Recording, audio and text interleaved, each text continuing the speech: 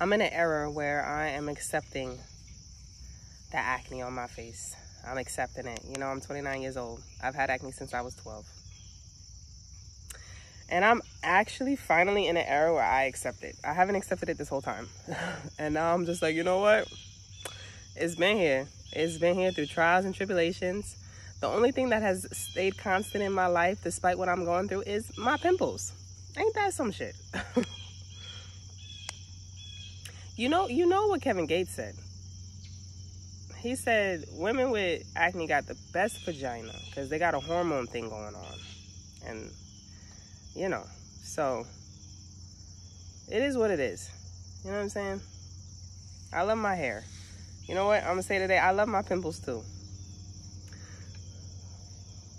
I love my pimples. I love my textured skin. I love it. I love it because it makes me who I am. I'm not perfect. I'm not a Barbie doll. I don't got a filter on my face. I can wake up in the morning and roll out the bed and do what I need to do and go out into the world and not feel shame for how I look because I'm human. I'm here, baby. I'm here in all my glory, honey. You know what I'm saying? Today, what's today? The 13th? Friday the 13th. Look at that. Today I declare that I love my pimples. Pimples, I ain't mad at you, baby. Do what you need to do, honey. Do what it do, baby. I ain't gonna fight you no more. I ain't gonna be mad at you. I ain't gonna hate you. Because you're a part of me, obviously. You've been a part of me for what? Almost 20 years. You've been a part of my life. And no matter what I've done to get rid of you, you still stay. I've been on Accutane. I've been on all the medicines from the doctor. I've changed my diet. I went vegan. I cut out milk and cheese. I cut out certain types of oils. I took a whole bunch of supplements. I did everything that I could do, and you still show up in my face in some type of way, shape, or form and degree. And you know what? I'm done fighting you. You got it. You got it. When I was in high school, I remember I had a really, really bad breakout, and this boy came to me. He said, "Girl, I love your freckles."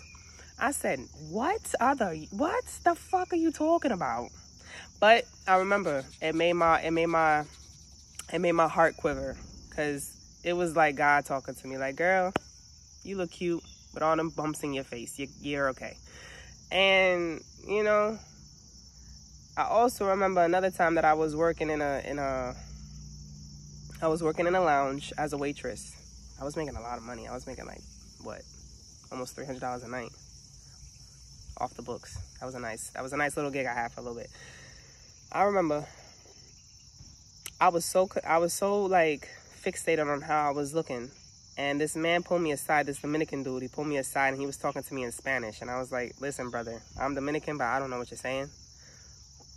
And he said, "Habla español." Un chin, un poquito, nada más. Yo no entiendo. ¿Qué tú hablando? He said, "You got the accent and everything. You can't speak it?" I said, "I got the accent. I don't got the vocabulary." He said, "Okay, well," he said, "You don't know how beautiful you are." He said, "I see you out there walking around looking all elegant and stuff." He said, "You're beautiful, you're gorgeous, but you don't know it." And I said, "You know what? You're right. You just read me. You random Dominican man in this dark ass lounge. You just read my life. I don't know how beautiful I am because I'm always fighting with my imperfections and my flaws. I'm always fixated on those things, and I don't accept them as who they are and who I am, right? So today, I declare that I accept myself for my flaws and all. My acne is my biggest insecurity, and today I am not allowing it to be an insecurity anymore. I am accepting it and embracing it into my life, because it is what it is. You know what my son said? He said, "Mom, you got all those pimples on your face." He said, "I don't have no pimples on my face." He said, "We're just different. That's all. We're just different." And I said, "Yeah, Jack, we're different." So I say this to say that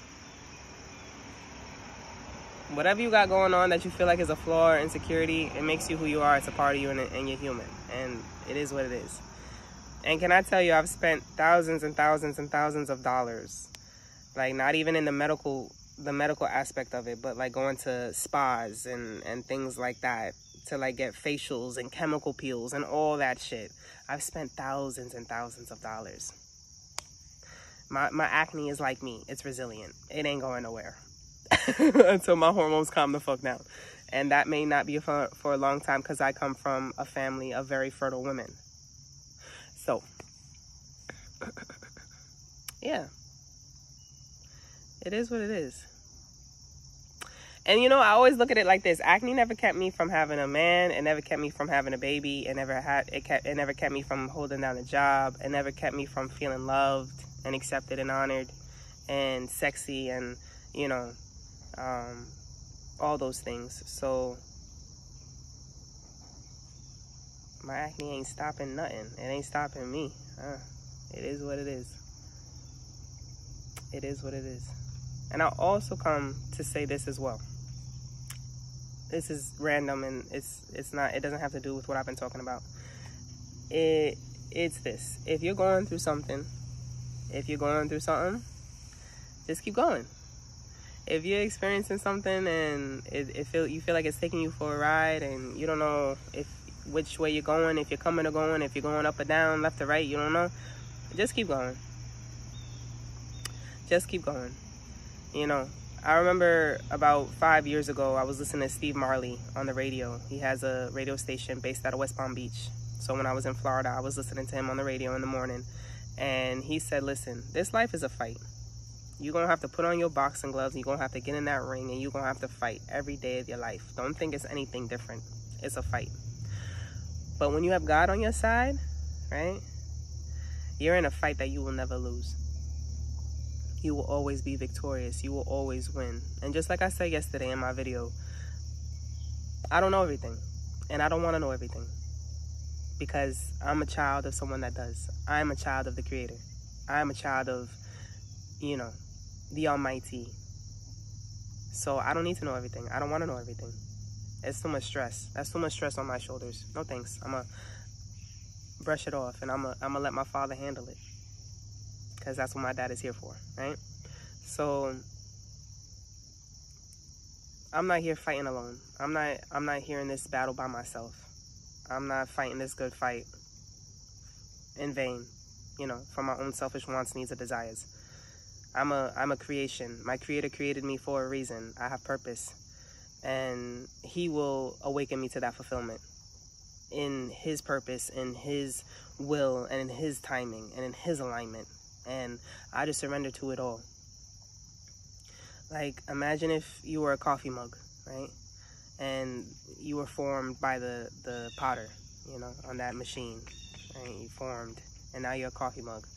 When you're a coffee mug and you're ready to be utilized, does the coffee mug stress about where the coffee is coming from? If the coffee is going to be made on the stove, old school, or in a coffee maker?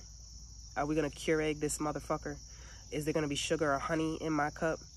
Are we going to add a little bit of milk or creamer? Where's the spoon? How are we going to mix it with chopsticks? The coffee mug doesn't worry about all that. The coffee mug doesn't worry about how everything is going to come together, the ingredients. The coffee mug doesn't worry. The coffee mug just serves a purpose as holding everything together and being poured into by the Creator. And that's all I got to say. If you're going through something, just imagine yourself as a coffee mug sitting on a nice, fine china table. You don't got to do much, but just serve your purpose and be poured into by the Father. All right?